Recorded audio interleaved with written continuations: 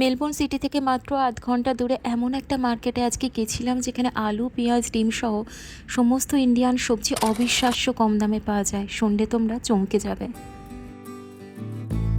Good morning everyone, কেমন আছো তোমরা সবাই? আশা করি সবাই তোমরা খুব ভালো আছো আর আনন্দে আছো। আমরাও বেশ ভালোই আছি।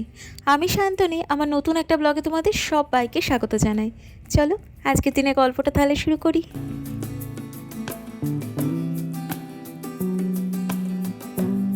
আজ সোমবার, ঘড়িতে বাজে ওই 9:30 মতো। সোমনাথ অফিসে বেরিয়ে গেছে আর আমি আমার ব্রেকফাস্টটা রেডি করছি।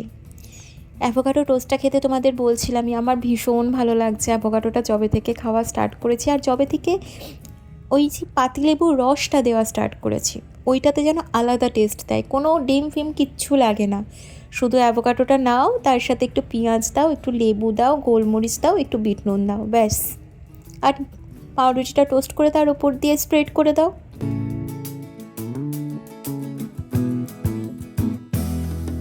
আমার ব্রেকফাস্টে আজকে এই অ্যাভোকাডো টোস্ট আর তার সাথে গরম গরম দুধ চা।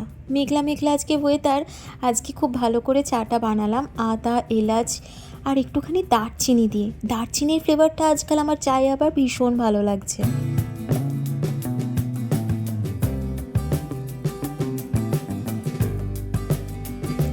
আজকে সোমবারে সকালবেলাটা তোমাদের সাথে শেয়ার করছি আমার ব্রেকফাস্টের গল্পটা, কিন্তু তোমাদের অ্যাকচুয়ালি গল্প বলবো শনিবারে। জানো তো, এই দুটো অ্যাভোকাডো আমরা কিনেছিলাম শনিবার দিন একটা মার্কেট থেকে মাত্র $3। ওই মার্কেটটাতে কি কি কম দামে আমরা জিনিসপত্র কিনে নিয়ে এসেছি, চলো সেই গল্পই আজকে করা যাক।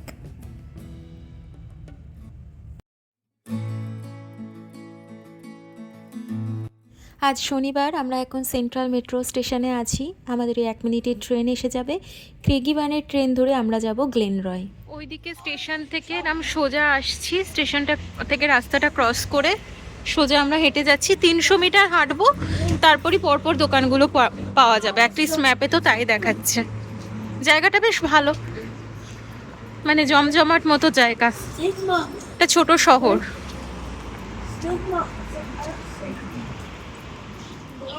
সেন্ট্রাল থেকে এই গ্লেনরয় স্টেশনে আসতে আমাদের সময় লেগেছে ট্রেনে 40 মিনিট। তারপর স্টেশন থেকে বেরিয়ে হেঁটে ওই 4 মিনিট মতো, তারপরই মার্কেট শুরু। Indian, Pakistani, Sri Lankan, Pacific island grocery store, ওই জন্য এসকে এশিয়ান স্পাইসেস। প্রথমে আমরা এই গ্রসারি স্টোরটাতে যাব, দেখব এখানে কোনো জিনিসপত্র কীরকম কী দাম। এখানে ইন্ডিয়ান আর নেপালিজ মশলা সমস্ত কিছু পাওয়া যায়, যেহেতু ওই ধরনের মশলাগুলো আমাদের সবই কমন। আমি যাই হোক এই হিমালয়ান নিম পিউরিফাইং ফেস ওয়াশটা বড় পেয়ে গেছিলাম বলে ওখান থেকে নিয়ে নিলাম। জেনারেলি আমরা সিটিতে ছোটোগুলো পাই। বাকি সমস্ত মশলাপাতি যেরকম আমরা ইন্ডিয়ান স্টোরে পাই সেরকমই। আমি একটা নারকোল তেলেরও আমার দরকার ছিল, সেটাও এখন নিয়ে নিলাম। আর একটা জিনিস যেটা আমি ইন্ডিয়ান স্টোরে পাওয়া যায় কিনা ঠিক জানি না, এই মোমো র্যাপটা মাত্র $1.50 পাওয়া যাচ্ছিলো, তাই জন্য ওই মোমো র্যাপটা নিয়ে নিয়েছি। আমি না মোমোটা বানিয়েও ছিলাম, খুব সুন্দর হয়। ওর মধ্যে জাস্ট স্টাফিং পুড়ে নিয়ে সেটা স্টিম করে দিলেই খুব ভালো হয়। তারপর দেখছিলাম সামনে কিরকম স্ন্যাক্স আইটেম কিছু ছিল। ডাল বড়া আছে, and that one? That one is banana fritter. Okay, and This is aloo tikka. আলু টিক্কা। তার সাথে থালি সিস্টেম, বিরিয়ানি সমস্ত কিছুই পাওয়া যাচ্ছিল। আর এরপরেই রয়েছে প্যাসকোভেল রোড মার্কেট। এটাই হলো সবজি বাজারটা। ঢুকে অনেকটা আমার উলওয়ার্সের মতনই লাগছিল, কিন্তু অ্যাকচুয়ালি দামগুলো যখন আমি দেখতে শুরু করলাম তখন জাস্ট অবাক হয়ে গেছিলাম। প্রতিটা জিনিসের দাম তো কমই, কিছু কিছু জিনিসের দাম আবার অত্যধিক বেশি পরিমাণে কম। তবে ওরা বেশিক্ষণ আমায় ভিডিও করতে দেয়নি, প্রথম দিকে যতটুকু নিয়েছি ততটুকুই ভিডিও করে রাখতে পেরেছি। এই যেমন আদাটার দাম দেখো, আমরা উলওয়ার্স থেকে কিনলে এটা $39, আর কোথায় ওখানে মাত্র $20 বিক্রি হচ্ছে। বেগুনের দাম $19, আর এখানে সেই বেগুনই $8। যদিও আমরা যে বেগুনটা কিনেছিলাম আরও কম টাকায়, মাত্র $4 পার কেজি। আমি পুরো এই বিলটাই তোমাদের সামনে তুলে ধরলাম। শুধু ডিমের দামগুলো দেখো, মাত্র $2.79 12টা ডিমের দাম, আর উলওয়ার্সে সেটা $5.80। আমরা 2 কেজি পেঁয়াজ নিয়েছি মাত্র $5। আমরা 5 কেজি আলু কিনেছি মাত্র $2। আকাশ পাতাল তফাৎ দামের।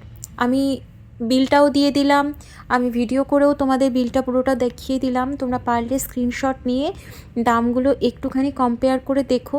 তোমরা যারা অনেকটা করে জিনিস কিনে নিয়ে রাখতে পছন্দ করো তারা তো অনায়াসে ওই মার্কেটটাতে একবার ঘুরে আসতে পারো। আর তারপরেই হচ্ছে এই মাংসের দোকানটা। এখানকার মাংস বেশ ভালো, মানে মাটনটাও এখান থেকে বেশ ভালো পাওয়া যায়, নিজের মতো কাটিয়ে নিয়ে আসা যায়, ফ্রেশ একদম। আমরা তো অনেকটা জিনিসপত্র কিনে নিয়ে ফেলেছিলাম। এবার ওজনের জন্য আরও একটুখানি পেঁয়াজ কিনবো ভেবেছিলাম, মানে ওখানে না 10 কেজি পেঁয়াজ $10 মনে হয় বিক্রি হচ্ছিল, ঠিক খেয়াল নেই, এরকমই কম দাম। তো আমরা তো তাও 2 কেজি $5 কিনে নিয়ে এসেছি। একটু বেশি জিনিস কিনলে ততটা কম দাম হয়।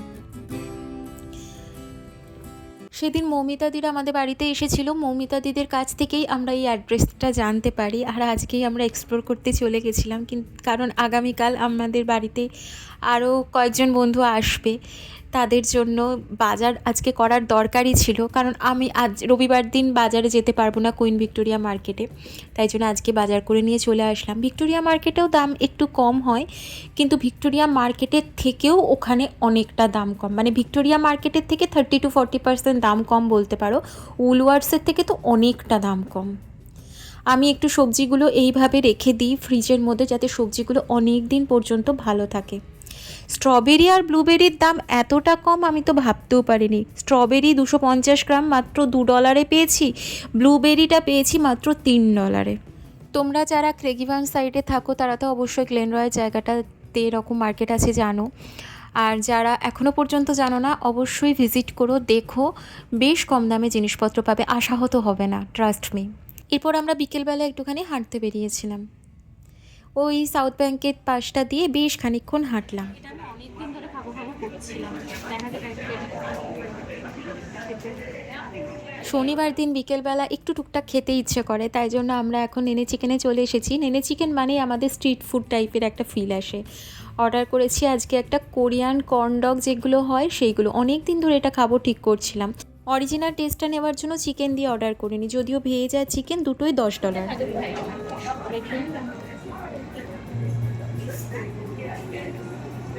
স্নোই ফ্লেভারটা তো অসাধারণ।